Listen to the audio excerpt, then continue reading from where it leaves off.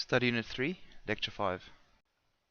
Lectures 5 and 6 focus on protecting switching devices, which involves controlling the switching conditions, which determine how a device switches, how efficiently it switches, and what type of energy levels are present while a device switches. So fundamentally, the switching circuits shown here, which consists of a simple power MOSFET and a load, would be ideal, and there would be no stray or latent or parasitic inductances or capacitances which could influence the way in which the circuit switches. This is of course not true, and circuit imperfections means that some kind of circuitry will be required to ensure that this circuit can switch cleanly and efficiently. So in general, these types of conditioning or protection circuits are called snubber circuits because they snub out any kind of unwanted interference or circuit behavior. So there are three main functions of snubber circuits. The first is to divert switching losses from the switch and allow the switch to operate at a low operating temperature, which increases the life of the switch and also protects the device. It also prevents transient electrical stressing the device. So if the voltages or the transient voltages across the device are above the rating of the device will get damaged, so snubbers prevent that. And finally, they reduce conducted and radiated electromagnetic interference, and this is important for electrical circuits which operate in close proximity to each other, as this prevents these circuits from interfering with each other's operation. So the circuit shown here has no RC snubber in place, so it is assumed that this device is ideal, but I'll soon show that there will be effects like stray inductance and stray capacitance which need to be compensated for in order to get the switch to switch correctly. So in this now modified circuit over here, there is a stray inductance which is present when the switch turns off, and this stray inductance will result in a voltage V hat developing at the drain of this device. In the absence of any sort of RC snubber circuit, this voltage V hat will then manifest as a new drain source voltage over the device, and this can damage the device. The purpose of this non-polarized RC snubber circuit here is to absorb the energy generated by this phenomenon of voltage forming over the inductor and to protect the switching device. So this non-polarized RC snubber is the simplest snubbing network that will be looked at, and it consists of a resistor and capacitor that can handle relatively high currents to deal with the current discharging through this inductor. The resistor also has a very low self-inductance to not cause additional voltages forming over this RC snubber. To briefly characterize how the circuit works, there will be some current flowing through the load, I load, which is the maximum possible load current. There is a stray inductance Ls, and then the two snubber parameter circuit elements are the resistor R and the capacitor C.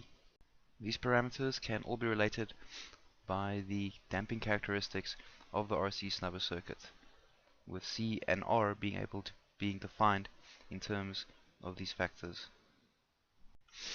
The time constant of the RC snubber is simply tau equals RC, and the power which gets dissipated in this resistor is the total or the sum of the power when there is current flowing through the resistor when the switch turns on, and the power flowing through the resistor when the switch turns off.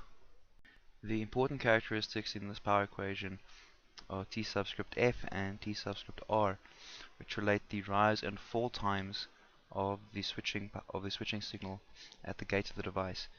This equation holds true if the rise and fall times are longer than the time constant of the RC network. PC0 and PL0 are the powers which are dissipated in the capacitor and inductor respectively, and are a function of the frequency of the switching signal. So in summary, the design of this RC snubber network is determined by the rate at which switching is taking place, as well as the rise and fall times of the switching signal, and these determine the amount of power or energy which is dissipated in this resistor during each on-off cycle. An important characteristic of this equation is that it determines over the time over which energy is dissipated during the switching cycle, and not the amount of energy which can be dissipated. So applying the snubber circuit to a triac or thyristor, here is a RC snubber for a triac implementation. The transistor case, the snubber was responsible for conditioning the switching state of the transistor. For the thyristor state over here, the snubber's primary function is to prevent the triac from turning on again accidentally during the switching state. So what happens, and what the snubber tries to prevent, is that if there's some forward anode voltage across this device, then this will induce a charging current in the junctions in the device, and this can actually turn the thyristor on again. Because this effect is possible, there is some minimum transient voltage which gets defined for a particular device, above which the device will just turn on. So why this is important, suppose there is some other charging circuit or some other converter circuit where careful switching is required. If that minimum transient voltage is exceeded, then the switch will turn on inadvertently and could cause damage to the rest of the circuit. Although it's not shown in this circuit, this RC snubber does rely on a stray inductance being present on the silicon-controlled rectifier or triac or thyristor.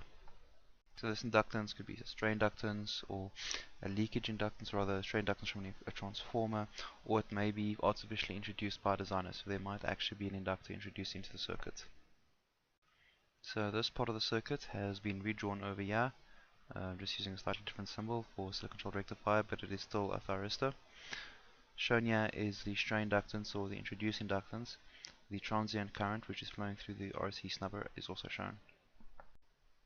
So fundamentally the purpose of the snubber is to take, for example, the step response which gets applied across the terminal of the thyristor, and to dampen this and remove any high frequency components to get this damped response over here over the actual terminals of the device. It is this damping process which removes any high frequency components which could result in rapid changes in the voltage delta across the thyristor.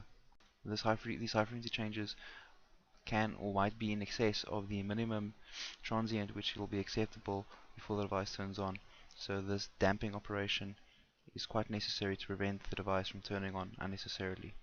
As with the MOSFET case, or the power transistor case, the RC and L values determine the damping factor of the circuit, and this damping coefficient will determine how well the circuit will actually dampen or rather suppress the high frequency components of the step response.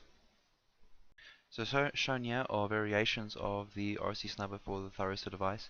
These variations are polarized RC snubber networks because they include a diode element which immediately introduces a polarity into how the circuit works. Thus far the RC networks have not had a diode element, so were not polarized in the operation. The purpose of these polarized networks is to control the power dissipation through resistor RL as the circuit turns on and off.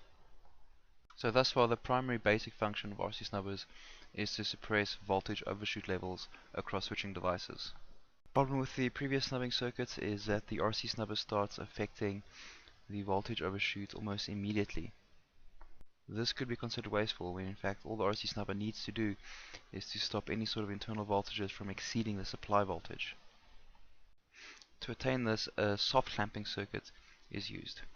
In a soft clamping circuit, a diode is introduced which will basically exclude the RC snubber circuit from the main switching circuit until the voltage generated here over the inductor starts to approach the supply voltage. In this way, only when this voltage becomes too large does the RC snubber come into effect. One of the ways to greatly improve the efficiency of switching devices in power electronics is to tailor-make the switching signal to suit the device so the device operates in an optimal manner. So this is done by minimizing switching times in the device and also minimizing energy dissipation in the device. So during transition intervals, when the switch is switching, there will be instances where the switch will simultaneously have the maximum voltage over the device as well as conducting the maximum current through the device. So in the switching diagram over here, there is a period T on and a period T off where the maximum current is being conducted as well as the maximum voltage is over the device. So shown here are two different types of snubbing circuit. There is a parallel capacitor snubbing circuit and a series inductor snubbing circuit. So the series inductive turn-on snubber is essential for GCT and GTO thyristor type devices. And the idea here is to limit the current transient as the device turns on. So what's effectively happening is that the series inductor will resist the step change in current which will now be present in the device, and this will dampen the current transient as the device turns on. The parallel capacitor approach is to sink away any excess current during turn-off. So reproduced from the text, here is a circuit for a practical turn-off RC snubber. So this is a polarized network because the inclusion of the diode allows the circuit to operate in two modes, one during turn on and one during turn off. So what happens is that during turn off, any additional current is sunk through the diode into the capacitor and into ground.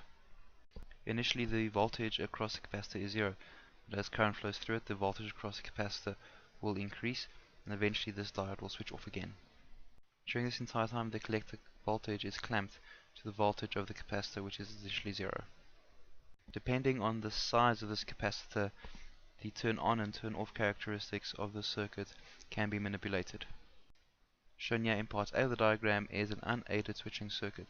As you can see, there is a clear overlap between when the switch switches off, where the switch not only supports the maximum supply voltage but also the maximum load current. At this point here, the power being dissipated in the device is very high. With the introduction of the snubber network, this overlap can be reduced, and the total power being dissipated in the switching device will therefore also be reduced. In diagram B, the capacitor is quite small, and in diagram C, the capacitance is quite large. And by increasing the capacitance, the amount of power dissipated gets smaller and smaller and smaller. Of course, a disadvantage of this approach is that now the switching time also becomes longer.